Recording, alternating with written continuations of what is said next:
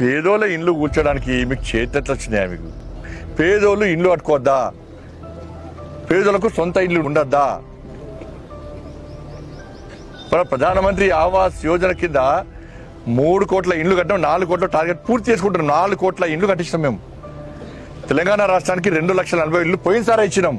నరేంద్ర మోడీ ప్రభుత్వము ఇండ్లు కట్టడానికి ముందుకు వస్తున్నది. దానికి సహకరించకుండా ఇలా కాస్ట్లీ భూములు అంటే కాస్ట్లీ భూములు పేదోళ్ళు వాళ్ళు కాస్ట్లీ భూమి అని వేసుకోలే, వాళ్ళు ఇల్లు కట్టుకోలే. ఎప్పటి నుంచో తరతరాల నుంచి వాళ్ళు ఉంటున్నారు.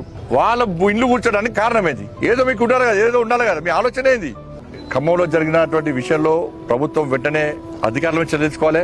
అదే ప్రాంతంలో ఏవైతే కూల్చినో ఆ పేదలకు వాళ్ళ ఇళ్లను తిరిగి నిర్మించాలని చెప్పి భారతీయ జనతా పార్టీ డిమాండ్ చేస్తున్నది.